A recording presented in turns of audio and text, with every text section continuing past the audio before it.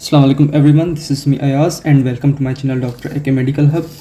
So today's topic is energy of activation. Basically किसी chemical reactions को start होने में जो है energy की ज़रूरत पड़ती है. तो energy of activation वो energy है जो कि किसी भी chemical reaction को start करने में help करती है. Definition of activation energy will be activation energy of reaction. It is the amount of energy which is needed to start the reaction. यानी एक्टिवेशन एनर्जी वो एनर्जी है जो किसी भी केमिकल रिएक्शन को स्टार्ट करती है. ओके अच्छा, केमिकल रिएक्शन कैसे होते हैं? रिएक्टेंट्स की ऐसे कोलिजन की वजह से ही केमिकल रिएक्शंस प्रोसीड होते हैं. केमिकल रिएक्शंस होंगे तभी तो प्रोडक्ट्स प्रोड्यूस होंगे ना. तो जो है एक रुकावट होती है जो कि दो रिएक्टेंट्स को आपस में कोलिजन करने से रोकती है. एक बैरियर होता है. और ये याद रखिएगा कि अगर रिएक्टेंट्स की कोलिजन नहीं होगी, ऐसे रिएक्टेंट्स की कोलिजन नहीं होगी, रिएक्शन नहीं होगा. और अगर रिएक्शन नहीं होगा तो प्रोडक्ट्स नहीं आएंगे. और जो एंजाइम होती है उस बैरियर को, उस रुकावट को कम कर देती है. अब रुकावट कम होगी तो कोलिजन होंगे रिएक्टेंट्स के. अगर कोलिजन होंगे तो केमिकल रिएक्शन होंगे, और केमिकल रिएक्शंस होंगे तो प्रोडक्ट्स आएंगे.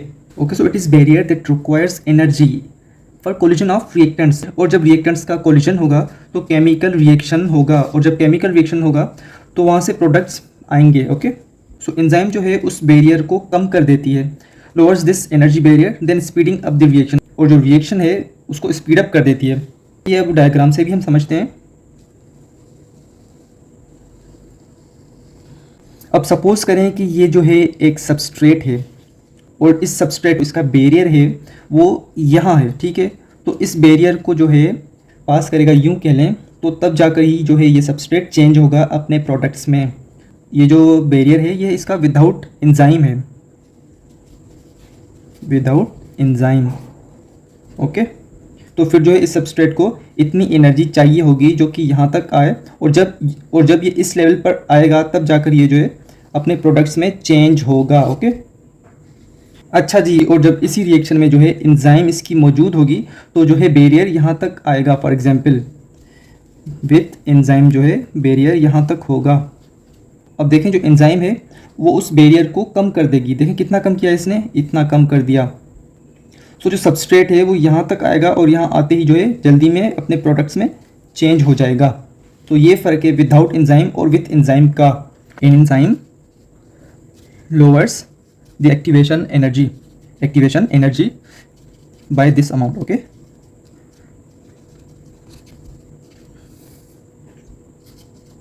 पहले विदाउट एंजाइम देख लेते हैं. ओके अच्छा जी, विदाउट एंजाइम जो है हाइड्रोजन पेरोक्साइड चेंज होगी.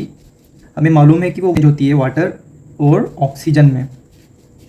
ओके, तो जब without enzyme hydrogen peroxide change होगी वाटर और ऑक्सीजन में, तो जो है एनर्जी रिक्वायर होगी 18,000 कैलोरीज पर मोल. ओके, सपोज कि इतनी एनर्जी रिक्वायर हुई, इतनी एनर्जी इसको चाहिए होगी अपने प्रोडक्ट्स में चेंज होने के लिए.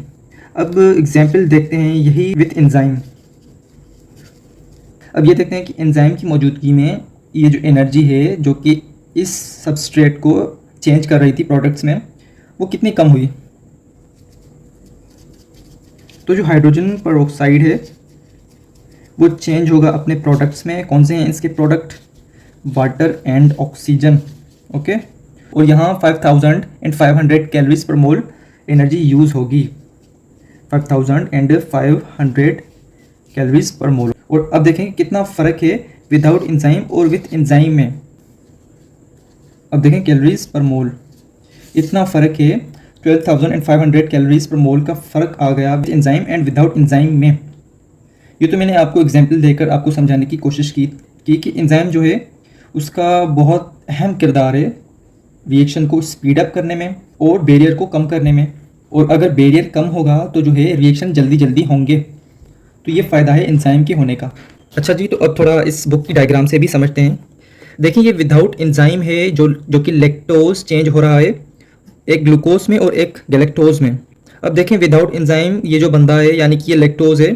फॉर एग्जांपल इस बंदे को जो है लैक्टोज सपोज करें कि देखें कितनी एनर्जी यूज़ कर रहा है विदाउट एंजाइम. ओके, अब ये देखें विथ एंजाइम जो कि लैक्टोज है वो चेंज हो रहा है ग्लूकोज एंड गैलेक्टोज में. इस बंदे को जो है सपोज करें कि ये लैक्टोज है. ओके, अब देखें ये कितनी कम एनर्जी यूज़ करेगा. आप यहाँ से भी फ़र्क देख लें बैरियर का कि कितना कम हो गया विथ एंजाइम. ओके, एंजाइम है वो एक्टिवेशन एनर्जी डिक्रीज करती है, इन टू वेज, या तो जो रिक्वायर्ड एनर्जी होगी उसको लो कर देगी या फिर रेट ऑफ रिएक्शन जो है इंक्रीज कर देगी। ओके, अब जल्दी में एंजाइम्स के कैरेक्टरिस्टिक्स भी देख लेते हैं। हमें मालूम है कि जो एंजाइम्स होती हैं वो बायोकैटलिस्ट्स हैं। Okay, so these are biocatalysts, और ये बायोकैटलिस्ट्स जो हैं वो प्रोड्यूस होती हैं in protoplasm. Okay, and this protoplasm is combination of cytoplasm and nucleoplasm. Okay, so जो एंजाइम्स होती हैं वो सिंथेसाइज होती हैं इन सेल।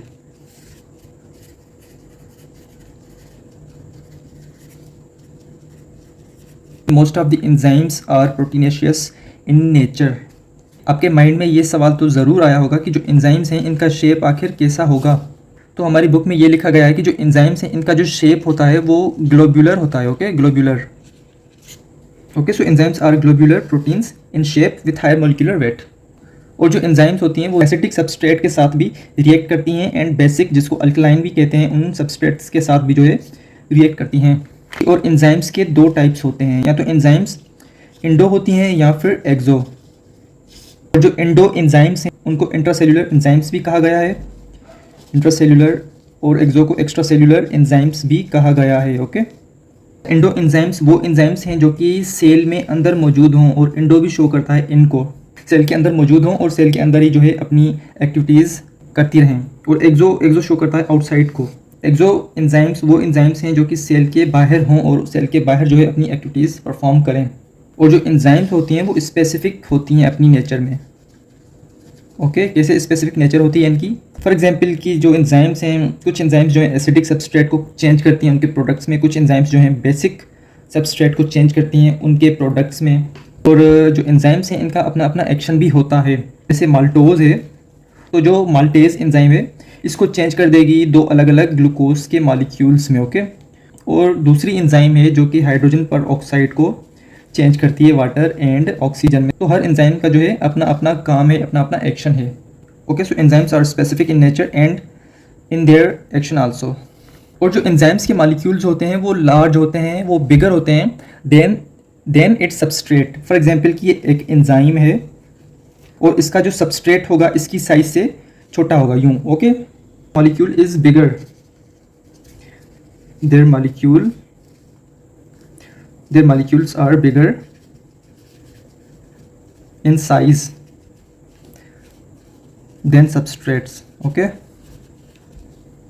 अब गौर करें कि ये मैंने एक आपको समझाने के लिए जल्दी में एंजाइम का शेप बना दिया। जो एंजाइम्स होती हैं उनके पास एक स्पेशल साइट होती है, जैसे कि ये मैंने स्पेशल साइट ड्रॉ की इस एंजाइम की। और जो एंजाइम होती हैं अपनी स्पेशल साइट से ही रिएक्ट करती हैं सबस्ट्रेट के साथ, और वो जो साइट होती है वो कहलाती है एंजाइम की एक्टिव साइट।